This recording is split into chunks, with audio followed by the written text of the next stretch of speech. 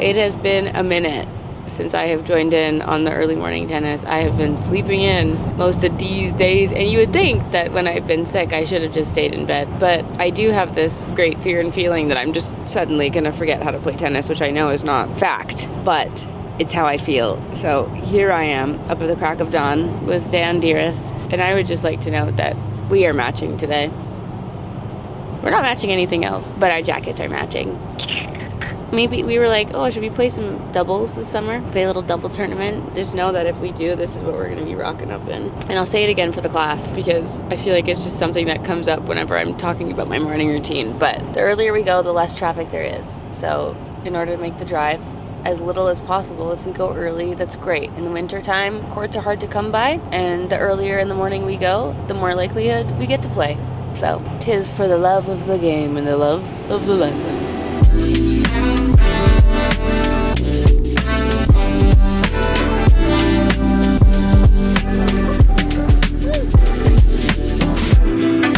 Well, we got rained out, y'all.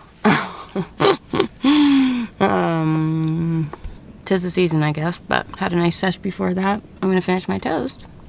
I'm ready to go to the gym. It's really hard to go and sit in the car. There have been many times where Dan and I just stay in the car and then we're like, now we've waited too long and we need to go home. But that's why we need to come to Vitality right after, because it's right here by the courts in Burnaby. And honestly, the gym is amazing. We've been coming here for, I want to say, like a year now. Has it been a year? It's still not done. It's not finished, but it's got everything we need. And also we're allowed to film in there, which is nice. So anytime we need to film, or if we're vlogging or we want to bring you guys with, then we know it can come here. And we just buy passes and drop in, and yeah, it's great. This little Atlantis lateral raise machine is my favorite. I love coming here. I like coming here for leg days. But I also like coming here whenever I'm doing a push day or anything to do with shoulders, because this Atlantis lateral raise machine is like everything. Who the frig had it at 135 pounds? What the heck? Oh my god. Let's just change it real quick. Woof. It's been a while, but it's nice. Ugh. Honestly, that was a little heavy to start out with. I think I just forgot the weight that I've been doing. I really need to get back on it with Dawn. I've kind of been just taking it really easy since the program was done at the end of April, but I feel like I just needed this time to kind of reset and just take a little bit of a break from just like being super on it. It's not like my habits change. Like, I'm still doing my steps, I'm still doing cardio, I'm still coming to the gym, but just kind of the formality, I feel like I just needed a little breather. Honestly, this machine, I love it so much. If you just like want the shoulder caps, it's just like, honestly, this is like one machine that I would love for us to buy someday. It makes no sense because it's so massive, and obviously it's like so expensive, but this is one that I'm like, you just feel it in all the right places. Oh, yeah.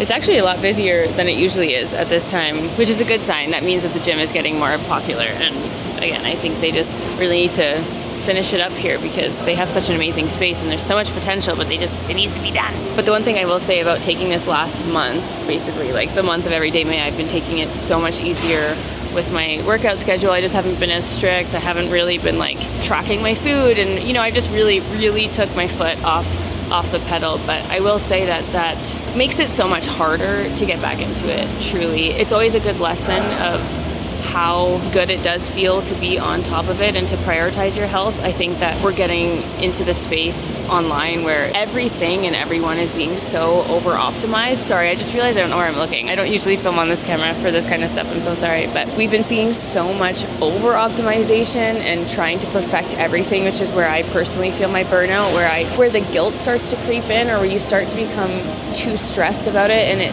loses its fun, and you lose the joy, and you lose like the good parts of your health and wellness and fitness routine. It's kind of easy to do that nowadays when it's too much. It's too much. Like, there was a lot of people talking about like the diary of a CEO, where he was like, oh, I had a glass of wine and it like ruined my life for the next 3 days. And I actually saw Tinks respond to it on TikTok, and she's like, bro, like everyone needs to chill. Like, we're all losing the idea of having fun. We're losing the balance. And I think for myself, obviously the reason why I got into this whole space so much more a few years ago is because I was just going too far on the fun side. Like the life that I've been living as a content creator, the amount of like events and food and drinking, like drinking for a little while in my younger years was kind of taking over my life, and it was too much of a good thing. So I really had to like kind of go hard the other way in order for me to find my own balance. But I think that that's what I'm aiming to do this summer, where when I do things like the program and I do a short term, you know, hard kind of challenge style commitment to all my health and fitness goals, that's a really fun thing to do, to see progress and kind of like be strict. And it's fun to like join a community and do a challenge. And then after that, it's like, okay, where's my happy medium? That's just kind of what I'm continuing to try and find right now. And again, like focus more on rest and recovery and just get back to my why and why I'm doing it.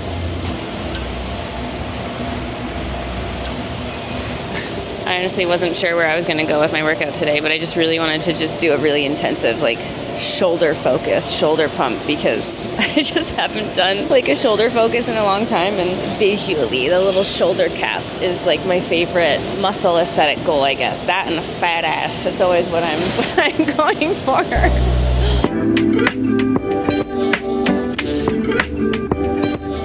Workout's done. This is where I reach my sleepy time. But before we head home, we're actually gonna go to the Costco Business Center. This opened up recently, didn't it? Yeah, something like that. It's been a few months. It's kind of just over here. We figured we'd go and try and see what's up.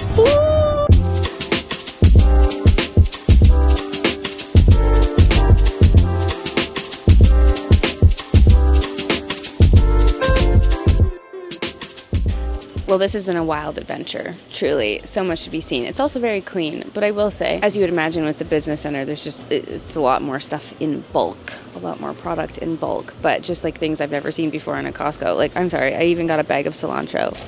What?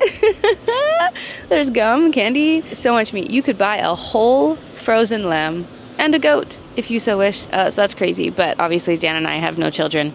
And it's just the two of us, so if we had a larger family, this would make a lot more sense. But for just the two of us, we're just pretty much getting our usual. I don't think we got anything else that's abnormal, but really cool. Really cool to see.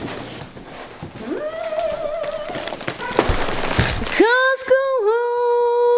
All right, egg whites, cilantro, Les Buffs. Wake them. Oh, that's the door. Shrimp. Salmon, berries. Turkey strips, Fairlife, vanilla. Guys, I might be a total vanilla convert for my iced coffee. I never thought those words would leave my mouth. But for my warm coffee, I love my little mixture that I do. But the iced coffee, I don't know. Guys. Oh no, I left it. Oh no. We left in quite a rush this morning. It would appear as though it can liquefy. It's just occurred to me that I haven't caffeinated yet this morning. I need to do that, but before I do that, I just wanted to respond to you guys in the last vid with the scoop. Many of you said that you keep your scoop from your empty container to then just put it in your new container until you find it, which is brilliant. A lot of you also said that you just store it like this. My only rebuttal to that is, I think for me it's a texture thing. I don't know why it bothers me so, but even this, just picking it up, I just hate having powder all over my hands, which is why I always want to do this, because I just want my handle to be untouched by the powder. Is this? Or is this? Or I could just keep the scoop out of it. How about that? But I'm also just gonna put little eye patches on. These are the ones that we keep in the fridge from Costco. And every single time for my entire existence on YouTube, every time I put eye patches on, someone tells me I do it wrong. We've proven this, we've discussed this time and time again. In my opinion, this is the correct way. The little tail, the little skinny part goes up into the eye, okay? Some people believe that this part goes under the eye. Do whatever you want, but just know that on this fine day, I'm doing one of each. I keep forgetting that we're out of coffee. And by saying out of coffee, I mean just out of my preferred coffee. I just only have these big ones. The Alto. I didn't let it sit enough. The protein curdled a little bit. Devastated. So it was an entirely curdled coffee. And we can't have any of that. The second, if it's too hot, the protein curdles and bakes into little cupcakes in your coffee, and it's not the vibe.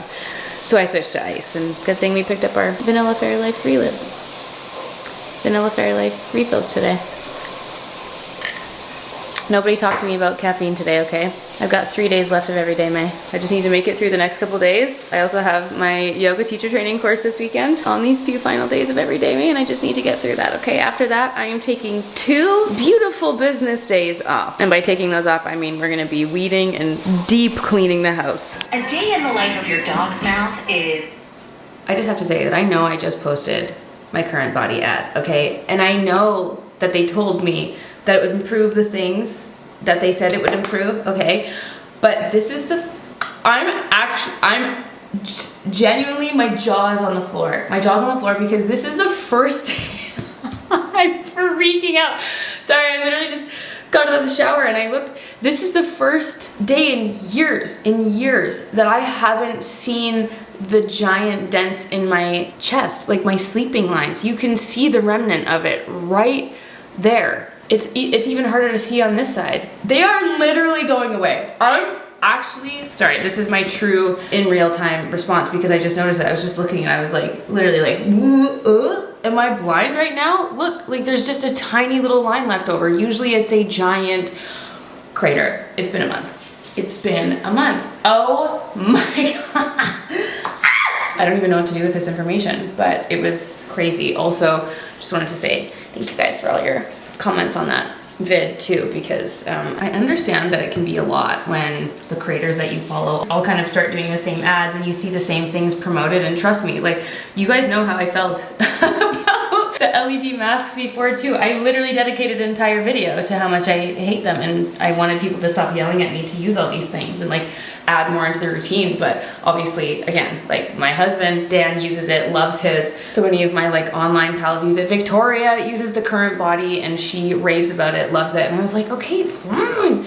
And the fact that Current Body like still come to me after I posted that video and they were like, no, we know how you feel about it, but we would argue otherwise, and here's the facts. And then for it to actually be, I'm just like so thrilled, you know? Just had to put that out there. I would also like to state for the class, if it wasn't clear already, I am so annoyingly picky actually with the brands that I work with. I've been doing this for so long, and obviously like I've learned so much over the years of being present online and being a creator and working with different managers, different agencies. Like I just, you know, we've lived through a lot of different phases here, and I'm very lucky to be at the point where I can be a lot more particular and picky and choosy, and I still get to do this out of pure organic love for doing it, and I'm very proud of my community. And community is always first for me. You know, there's a lot of, actually this warrants a bigger discussion. I'm gonna go sit down and chat with you more about this while we do makeup. I just needed to get dressed and get myself a little bit situated. Oh boy, I can't wait until this is all done in here, the little vanity desk, and we can just sit and properly, my shit is just everywhere. It really is. But I'm just gonna do my usual quick little face of makeup. I'm headed out for an evening with the gals tonight because it's just been so much harder. It's just been getting harder and harder to see each other. Everyone's schedules are so different and everyone's busy and there's babies, and it's just, you know, it's been a wild time. So I'm just going to get ready and I'm gonna try and keep this train of thought as precise as possible because there's so many different ways that this could go. But basically, I understand that the content creator space can be exhausting, okay? And I feel it too. As a content creator on the internet, I don't know why I do this because it's very much a legitimate thing. I think those of you who have followed me for a long time know my general feelings about this, where it feels like a very saturated market, but at the same time, there's always room to post and become a content creator and share your life with the world. Like we love to be endlessly entertained. I'm always looking for new entertainment, and I think a lot of us feel that way, but it is very hard to find genuine, authentic people. And I think my biggest gripe with the content creator space right now is how much of a pyramid scheme it's become. Oh my God, I didn't shave my beard and it's so wild. Sorry, I was just distracted by that suddenly. Wow. Every time I open like Instagram or TikTok, I see like a buy my course on how to become a content creator, or here's ways that you can, it's giving like MLM energy more and more and more and more. And people will do it. They start it for the wrong reasons. And I think that's why, like, anytime I see a comment or someone will send me a message and be like, oh, what's your advice? How do I become a content creator? Like, I just genuinely feel like I'm not the person to ask because there's just thousands and thousands, if not millions, of how-to videos and how to become a content creator. And at the end of the day, like, I think that if you feel passionate about it and you're inspired by someone and you want to share things online, or you have a particular niche that you want to share, or you just like are a personality person and you want to post that, like, you're going to do it. I think there's always a level of shame that has to be overcome in order to post things on the internet. Like, when I look back at my old videos, oh my gosh, I mean, they're so embarrassing. Like, they're so cringy. And I was definitely someone who was kind of inspired by other people, and I was creating like videos that were popular at the time. You know, like, I started very heavily in beauty. I actually started my blog first. I mean, I started posting on my blog first, but everything was made. Like, I loved watching YouTube videos. You know, we were definitely the generation that grew up with watching YouTube and watching all the OG makeup gurus like Michelle Phan. Like, I was very much a part of that world. And when I think about our generation and like what we used to do for fun, like, we used to have our little photo booth and we would just get together and make silly videos and take photos. Like, it was already a part of what we did, and we just used to make goofy things all the time and like do each other's makeup and get dressed up and do silly things. Like, that was what we did in our fun time. So it very much was a hobby thing. Like, I was so interested in the world organically, like, before money was a thing. And even though like VidCon did exist at the time, there was still like the OG YouTubers, like even the UK group, the Tanya Burrs and the Zoellas, and people who were obviously like making an income. But it was just still like such an untouched territory. Like, it wasn't really a thing. Like, I created and made YouTube videos for almost 4 full years as a hobby before I ever received any money. And at the time, YouTube had like a partnership threshold that you had to reach, like a view threshold, before you would ever get paid. And it was just a very different time. So like, so many of us who started back then had the opportunity to like truly do it as a hobby and do it because we wanted to, not because the prospect of it becoming a job was like so real and visible. Where I feel like that's the main goal now. It's like, oh, I want to become a content creator. Oh, I want to go on all these fancy trips. I want to receive PR and I want to make money. Like, I want this to be my full-time job. Like, that wasn't the thought back then. It's obviously like turned into that and grown into that, and like so lucky and grateful every day. But I do think that there's an element of what's the word I'm looking for? There's lack of genuineness. Why is the word leaving me? But you get it. I just think that more and more people are kind of starting for the wrong reasons. Or it's like the entirety of the creator space and online right now feels like one giant ad. This is where the circle back is happening, okay? Right now, more than ever, like every single time I open up Instagram, it feels like I have to improve something. I have to be over-optimizing something. I have to buy something in order to reach this next level or reach some level of happiness. And even on Instagram right now, it's such a bizarre thing. Like, why has everything become this like over inspirational, over learning space? Like, everyone's doing like the little carousel with text on the screen where it's like, here's how I overcame this, here's how I became this, I used this one thing, I used to do this and now I do. Like, everything is some like really dramatic learning moment. And it's so few and far between where people are just like posting for fun anymore, or just posting funny, goofy things. And I think that's why it's so refreshing when you do find someone who posts for fun and just like post their daily life and post like organic, fun things. Like, it's really hard to find. And I say that for myself too, where lately I've been feeling this weird sense of camera shyness that I haven't felt for a really long time. Like, I used to post whatever, anything that came to my brain, I would post it on Snapchat or my Instagram stories, like without filter, no problem. And now I feel a little bit of this, like, I don't know, this weird like awareness of people watching. A word I've seen tossed out lately has been the panopticon, and that's like 100% the feeling that I have, where it's just like, when I upload a video on my YouTube channel, I know for the most part, like, I have the data to show that it's not really being served outside my community. And that's always been the case for me. Like, usually 80 to like 90% of my viewership comes from my subscribers. Whereas on Instagram and TikTok, it's kind of this weird, like, you just like never know where it's gonna go. And you're like, I just know that on Instagram and TikTok, like, people are like hate watching more than anything. It's just this kind of bizarre feeling of like not wanting to overshare, or, you know, a desire to kind of like protect privacy a little bit, where I'm like, well, don't want everyone knowing my business. Like I love my community, and like you guys are just like such a kind space, or so many of you just like understand that our community is small and it feels sacred. I don't know. It's a weird feeling. And I guess it also is a reason why I've like never been driven by growth. Like I'm actually scared of growth. I'm scared of like reaching to the outer crevices of the internet because I just like I don't want to. That's not what I'm seeking. I love peace. I love to stay out of drama. I don't like to get mixed up into this world. The internet's a scary place. People are crazy. People take things you say the wrong way. You get tossed. Like it's just certainly something that I've never been all that interested in. Anyway, back to the ad thing. I understand that when you see an ad, it has always been the case where the assumption is that if someone is doing an ad, that means it is not a genuine opinion on the product that you're selling, because it is a commercial. It is like, here's this thing, you need to buy it, I'm getting a paycheck. It's like, it feels very transactional, and you as the viewer feel like you're being removed from this like happy little organic space. And we don't always want to feel like we're being sold something, which is really hard to find on the internet now. And it's so funny. Oh my gosh, even I'm watching Off Campus and there's just, you know, like blatant product placement where it's like, okay, clearly Liquid IV was doing a huge push and, you know, did a huge paid feature for this show. Or when you watch a music video and it's like, here's my headphones, or there's like a blatant fragrance ad. Like, it's exhausting and it's everywhere. But the hard part is that it seems nowadays to be very unavoidable. It's everywhere. It's what our entire society is built on. Like, my friends and family are beautiful examples, like the kind of community around me, most of which are not content creators or have no involvement in the internet whatsoever. And like almost every job is centered around sales of some kind.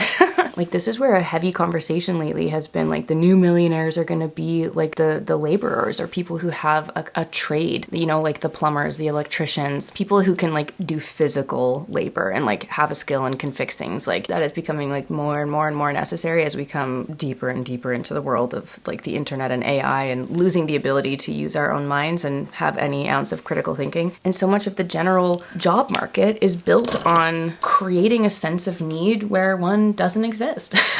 Everything feels like sales. And sometimes I sit there and I'm like, oh my God, I understand that a large portion of my job and so many of my friends and families are centered on consumerism and needing to sell something and creating need where it might not exist or where it might actually exist, and you're just wanting to sell and create a better product. So you see where I feel like this conversation could go in a bunch of different ways. But on the topic of like over optimization and just feeling like we're being sold something all the time, I think it is just so important to use your own discretion. We know this, but unfortunately, some people don't. Some people are like, oh, well, I saw this ad, I have to buy it. I need this. It's like, no, I obviously make sure that your basic necessities and needs are covered. You know, there are very few things truly that we need. It's mostly made up of all wants, okay? And some things are exciting. Sometimes we do know it to be true that like a new outfit or a new makeup product can make us feel so amazing. And sometimes you just want to be like, oh, screw it all. Let me just dive deep into this consumerism and to hell with it. I'm just gonna feel fabulous all the time and go heavy in it. And there have been so many times where I've had like little mentee bees where I'm like, does any of this matter? Do I care? Like, do I want to just delete my social media and leave it all? And then there's other days where I'm like, ooh, this is fun, and here's my new haul, and here's all the things I want to show you guys. Like, it's, you know, you kind of get sucked back out, you get sucked back in, and it's, you know, a natural kind of push and pull, it feels like. But at the end of the day, I just know that there are people who are very genuine online, and I'm so lucky to have met a lot of these people, and these are a lot of the creators who have become my friends and who I keep in my life, and I just love that so much. And then there's a lot of people online who are really like, yeah, sometimes it blows my mind how people have such large audiences and it's so clear that all they're doing, the entire goal is to sell a product, and we all gotta make a living. We all gotta stay afloat on this little orb, don't we? Everyone's just trying to get by and do the best that they can, but I hope that it is clear that on my channel, the brands that I choose to work with, truly, I'm excited about. I care deeply about the things. I purchase the things. I use the things, and they are just adding to my life and making it a little bit more fun and fabulous. None of it is a need.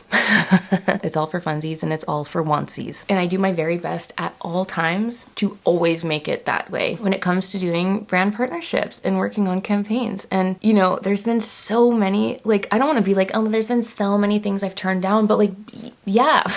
Even as someone who's not been like a very popular and viral content creator in the internet world, like there have been so many times where I have turned down brand deals, turned down offers. Like when you're just not aligned with a product, like it's so important. The community is first.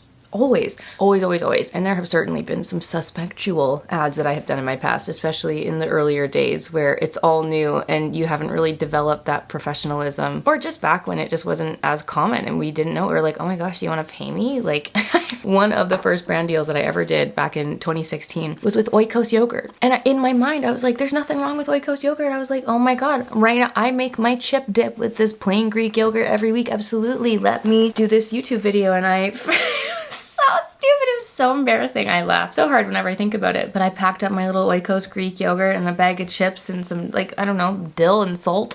I went on a hike in the mountain and I made said chip dip as my hiking snack. And I said, like, what a stupid, it's so stupid. It was so funny and so embarrassing. But, you know, we've learned since then, okay? So you gotta give people grace.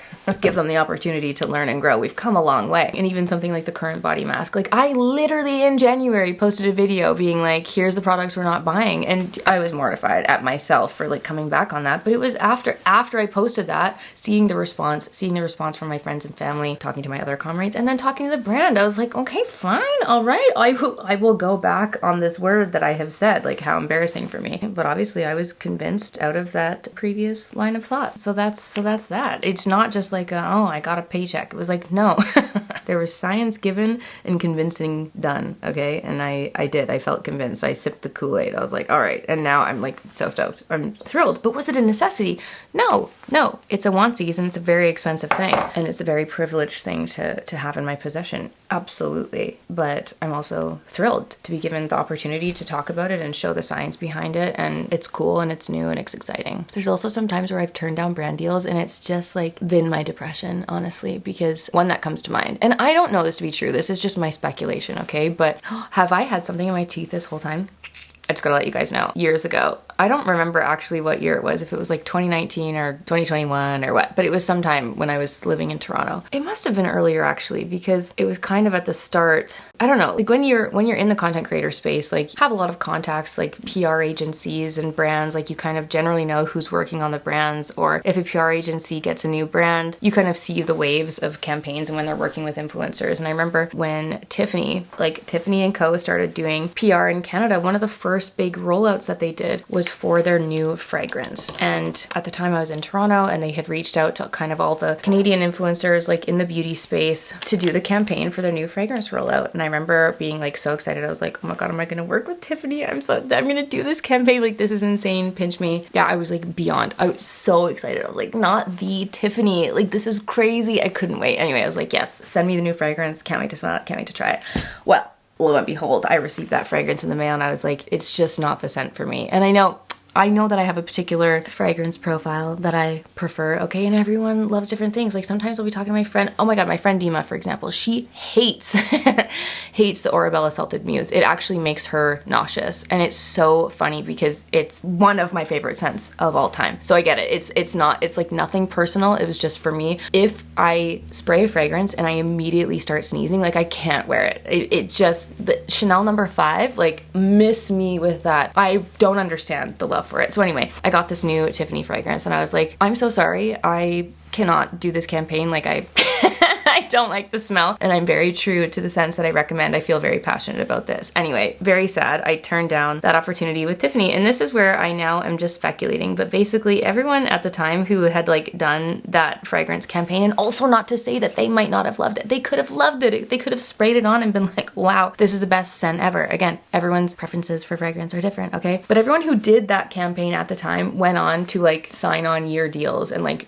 become the Canadian ambassadors with Tiffany, and then went on to do, like shortly after that, the next launch after that was the chain link necklace, you know, the necklace and bracelets, and everyone did that campaign and everyone went to the event. And I was just, you know, like sometimes when you say no to brands, they don't like that. Either that or I just wasn't a fit, and that's so fine. Again, I'm speculating. This is just an example that is funny to me because it has happened with other brands where I have received confirmation where when I have declined a campaign or have not liked a product, they will never work with me again. And it's happened so many times over my career. If you you will. And then on the flip side, also people working in PR and at the agencies. Some of these people have become like some of my best friends in my working world. And there's a lot of people who kind of hop around to different agencies, or they start working with new brands, they switch the brands. Like there have been so many brands where it's like, you see they start working with this agency, then they switch to this agency, and people kind of move around. So every once in a while, it's really hard to ride that line and kind of do that balancing act of like, okay, I know you're my friend, but like, I don't love this brand and I'm so sorry. And I know that it's like your entire job to be doing this marketing plan for this brand, but like, I cannot be involved. And there's been many times where it's been an awkward little like, it's a little balancing act that we're all just trying to get through and trying to keep the peace. So anyway, I just wanted to say that I think it is important to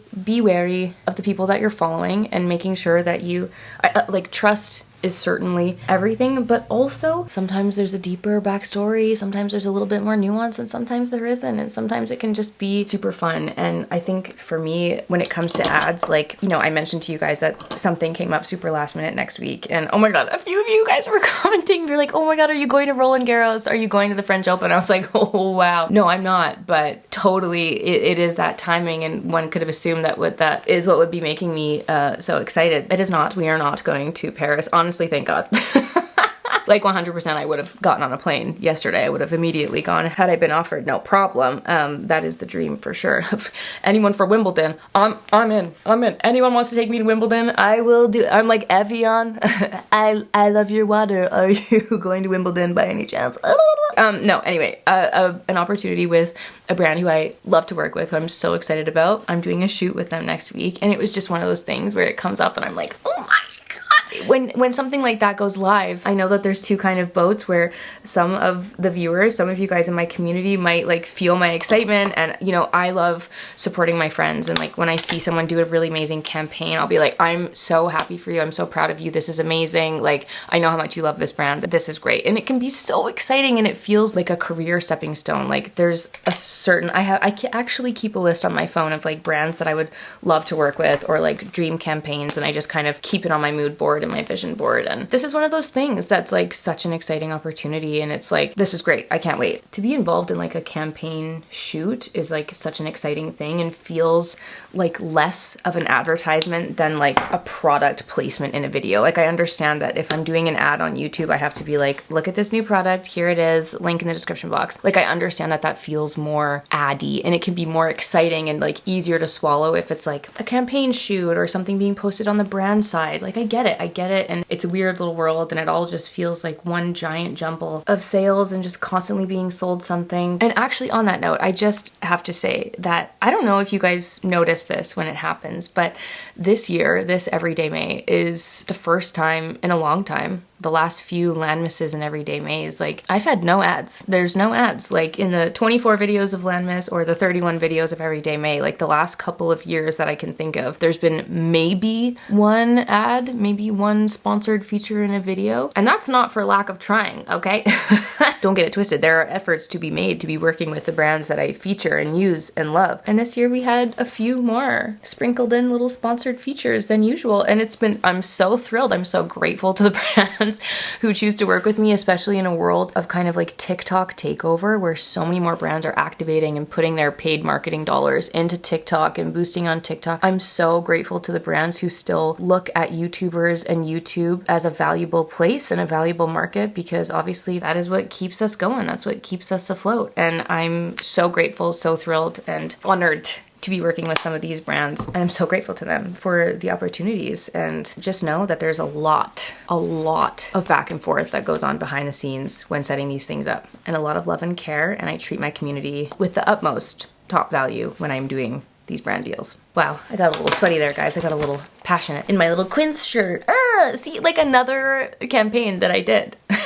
Also, Quince has been such an amazing partner. The love that they have been showing YouTube, I'm like, you want to work with me again? Like, okay, yes, love, great. And I have been doing plenty of my own shopping on that website, might I just add. So yeah, I get it. It's just, I hope that that long-winded chat made sense. But was this feeling sparked by one comment on the last video also? Yes.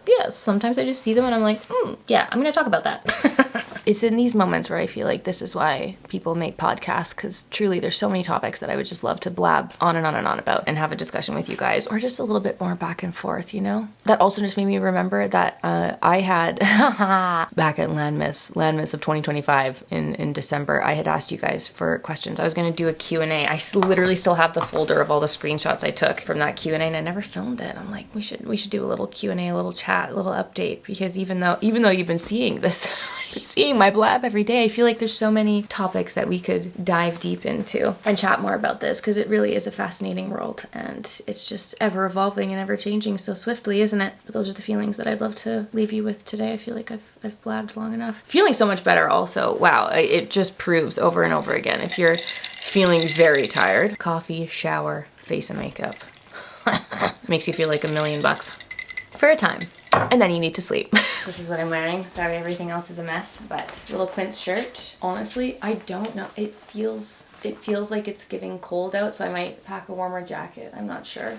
I was gonna wear these jeans. These are a pair that I bought last year from Zara, and I actually cut them myself to be like my perfect length. And then TBH, I got a little package sent from Steve Madden, which was very nice. And they sent some new shoes, and I was like, honestly, I'm really trying to work on my summer shoe wardrobe. And these are so cute, so cozy. Little suede mules, and then little zebra kitten heels. Are you kidding me? These are like perfect for maxi dressing. And then they sent these like little jelly shoes. So cute. It's like tortoiseshell jelly. I was thinking of wearing these, and then like putting my brown sweater with it. Is that weird? No, I feel like that's cute actually. They're so comfy. Can you guys see that? They're so cute.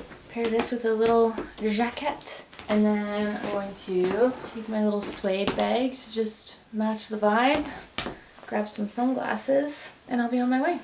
No, I totally changed my outfit. Sorry, I realized it's kind of a little bit chilly, so I actually put a warmer long sleeve layer on.